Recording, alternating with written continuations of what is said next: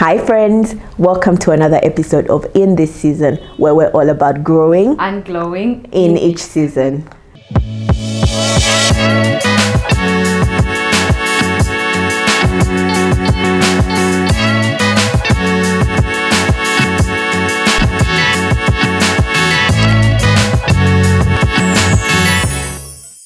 In this episode, we're going to be exploring the outlandish promises that men make to us and disappointment that follows when they don't come through. Yeah. We're also going to explore how to distinguish between what's real and what's false and stop falling for things that are not going to pass. Priscilla, what is the most outlandish thing a man has ever promised you? Wow, there are quite a few, but I think I remember when I was dating my ex I was engaged to, he used to promise me a Range Rover. And I don't even know why, because I'm not really a big fan of driving. I only drive out of necessity. But at that time, I think maybe he thought like a fancy car would really be a deal. So he used to say his surname was K. So he used to say Mrs. K, like give me a Range Rover, name Mrs. K. I'm like, oh, like it really it was sweet, you know. And for me, I think it signified that he wanted to give me like the best of the best. But looking back now, I'm like, that was so outlandish. You could never afford a Range Rover with a personalized number plate. Yeah. Oh wow. Yeah, I see how you could fall for that. Yeah. For me, I think the most outlandish thing, there's somebody who promised me the gift of no labor. He said he's going to buy me a house. Oh, sure. He's going to, like I'm too beautiful to work. Right? He just wants me to have like one child of his, or two if I want. He would want two, but that's up to me. He's going to buy me a house. He's going to, give me a driver, all these things. And I don't have to work, right? In my little job. Yeah, I can keep my little money. Yeah, but you don't have to work. Yeah, but the outlandish gift was the gift of no labor. Wow. Yeah. That's amazing. And it seemed really attractive at the time. And I remember my mom telling me that, they did not spend all the money that they spent on my education for me to sit at home and birth children for a man. Yeah, and she's like, no, you keep your job. Let him be, even if he's giving you Emperor of Brunei. I'd be living in. You still work because you want to. Exactly, and also because work has a purpose. Yeah, exactly. Yeah. But that was the outlandish thing that I was promised. For me, I think one of the outlandish things, another of the outlandish things I was promised was a piece of land in Muyenga. We even went, we're feeling Kampala. And Nemulambula. We went on the site, we saw the piece of land properly so called. We even met the alleged owners. Guys, it was all a scam. And this is a popular scam, I know a lot of women who have gone through a similar scam. The men they take you. I know someone who even signed on the Ndagano, the agreement, the land sale agreement. She signed as his witness, but the man didn't even own this land. It's madness. But the thing is, though, I feel like we set ourselves up for some of these things when we focus on those fickle things. We do, right? Do. If all a person needs to qualify for your partner is to show you a plot of land. In Muyenga. If he goes and shows you a fake plot of land, is that on you or on him? That's true. It's on both of you. Okay, both of but you. More on you, because why are you impressed? Yeah, why are you impressed? Exactly. I was impressed and scared. Let me say the truth, because I remember when he took me. Now at this time we are now in the space where I'm a bit now cautious. I'm like, we are driving Skyline Nissan. We are doing. I'm like, Now he takes me to Muyenga. We meet a broker, meet with the owner who apparently has problems, and they're talking about money. Money I had not had at that age. Money I hadn't even heard of. Like, we have this money. I have fallen in things, and I was extremely impressed, but at the same time I was extremely scared. I'm like, if a man has this much money, and he's like a few years older than me. What am I doing wrong? I don't have access to that money, So I was a bit both impressed and scared. But I get you when you say that it's also a case of when a man knows that those things will impress you, he'll go out of his way to impress you with those things, and that's it.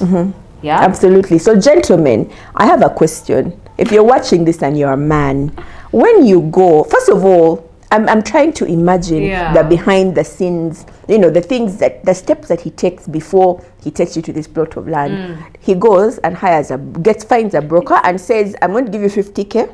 A lot. So that I'm going to bring a woman here, pretend that I'm buying from you. Then he goes and finds a fake landowner and also tells them the same thing. Don't you be laughing at each other at this point? Like, I think that there is a racket of such men in Kampala. But isn't it too, because I imagine that the goal here is, I don't know, is it marriage?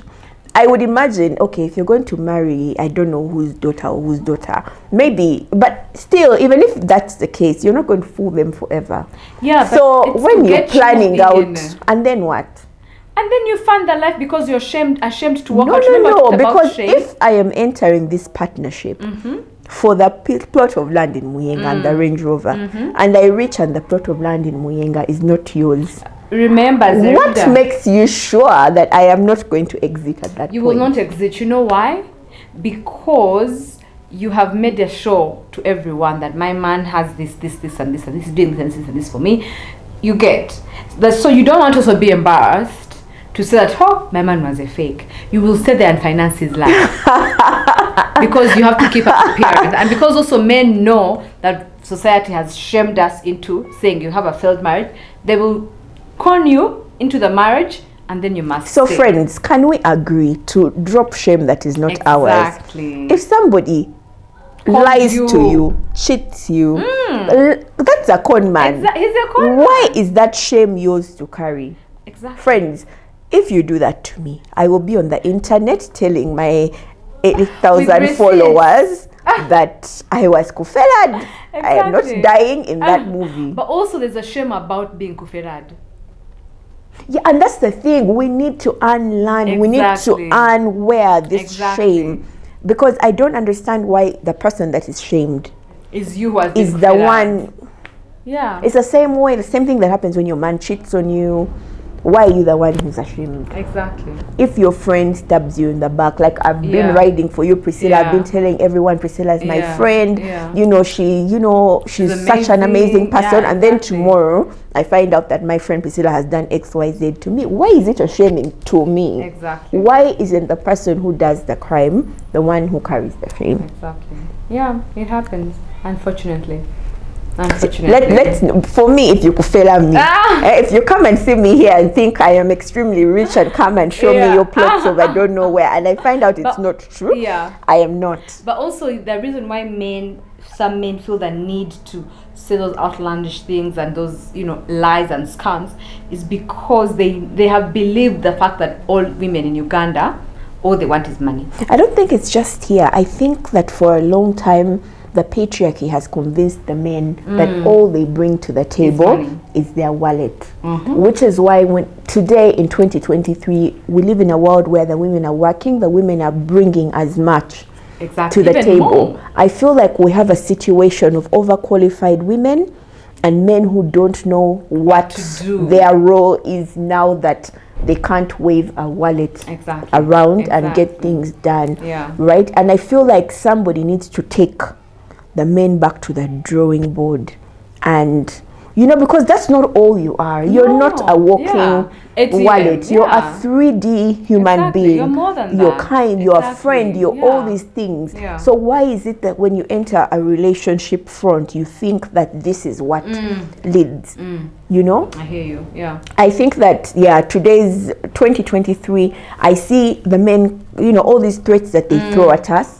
It's because they're confused. It's because they don't know what to do. What is their place now that women are working? Now that women can bring these things to themselves, where do they come in? Yeah, and I think the challenge there needs to be thrown back to the men for them now to do the unlearning. We can't unlearn for them. We can't. We've been doing everything for everyone for so long. They have to unlearn on their part that look, you're not just a walking ATM that women put and withdraw. Women are now requiring more from you just beyond money, because now some of them have that money. You see, and I think that's where the issue is, that they're not willing to unlearn. They want to maintain the status quo, which unfortunately it can. That's true. Now the question comes: how do we distinguish between genuine gestures and cons? The intention behind and the energy, like, there's the need for everyone to know that he has done this for you, where he wants to show. So for my example, I remember, like, would be among my friends and he would say, I'm going to buy you this, I'm going to, and it would make you feel good. Yeah. And I'm like, but then in hindsight, I'm like, there's no need for you to go telling everyone that he knows me. Yeah, actually, that's a red flag. You need to buy this for me. That's a red flag. You telling me is enough. Yeah. So I feel like if it's a kind gesture or a genuine, just do it. You don't need to announce. You don't need to announce to everyone. Just do it. And you telling me is enough. You can say, oh babe, I want to buy you a house. It's okay, fine. Me and you is enough. But now you needing to go and tell everyone else around us how you want to buy me a house and how, why? Yeah, there's a saying that says barking dogs seldom bite. Yeah. Yeah, so that barking dog who's telling everybody. Yeah, why do you need to tell everyone around me that, you'll buy me this and this? Just buy it. Bring it. Yeah, bring it, and then I'm like, amazing. Because it's about the intention and why you're doing the thing that you're also doing. Actions speak louder than words. Just do what you need to do. You don't need to go around getting hand claps from everyone in my circle. Just do the damn thing. True. Yeah. Okay, so now let's talk a little bit about recovering from the disappointment. We've seen that so many people, when they're faced with that situation, faced with Mfele, who a con man, for those who are not watching from Uganda, you face a con man who has promised you plots of land that are not theirs. There's some who he gives you a car and then it gets pulled by the dealers after some time. How do we move on from that? Like, how do we recover? I think that also you have to acknowledge the role you played in this. Because why did they scam you and did they scam so and so? I think fair enough. Yeah, fair enough. Honestly, as hard as it was, you have to accept that you also have a role to play. Yeah. Because why did that person feel the need to come with, like, the way he came at you? To you. There is a reason. Yeah. So facing it and saying, okay, that was my role to play. But then also at the end, on the flip side, realizing that, he came the way he came because of maybe whatever it is, but at the end of the day, his actions are on him. Does not in any way make you a con woman also. Yeah, of course, and you shouldn't carry that shame. Exactly. It's not your shame. It's not your shame, It's simply saying, well, I had a part to play in attracting this kind of man because of maybe whatever insecurity, whatever fears, whatever way I played myself. But at the end of the day, whatever he did is not my action. That's on him. Yeah. It's on That's him. On him. Yeah. So let's unwear this shame, friends. All these other actions that we take to cover it up. Yeah. And you buy yourself a car, and make it seem like the man bought it. Then tomorrow you take a loan, finance your house, make it seem like it's not keeping up appearances because the man can't just accept. Who is fooling who? You're fooling yourself. Yeah. It's not that deep. It's not that deep. It's not that deep. For me, I think it's accepting that you've been conned and moving out of it. Period. Halas. Yeah. There's nothing more. Fair enough. There's nothing more that can happen. Just accept it has happened, and move. Fair enough. Fair enough. I think that's like the best advice we can give to anyone who has been conned. But I think also it would help to change the things that we desire. Of course, definitely. If all you want from a partner is a plot of land, guys, that is they're going to take you to many chigo plots of land that don't belong to them. And that's really low tier. Because imagine you can afford your own plot of land in a few years. Imagine you can buy your own acres of land very soon. But you cannot teach a person kindness. Being good natured, being polite, you cannot teach those things in a heartbeat. But a piece of land, you can get a loan and buy it, a salary loan. That's true. So most of these things are really affordable. And I think what you're saying is unlearning why this con man was attractive. Unlearning our role, because we have a role to play in this situation. If you're not the kind of person who's going to be impressed by a plot of land, he's going to try his con and it's not going to work because that's not where your focus is. You know what I mean? Exactly.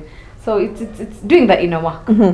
Yeah, it saves us all from a whole lot of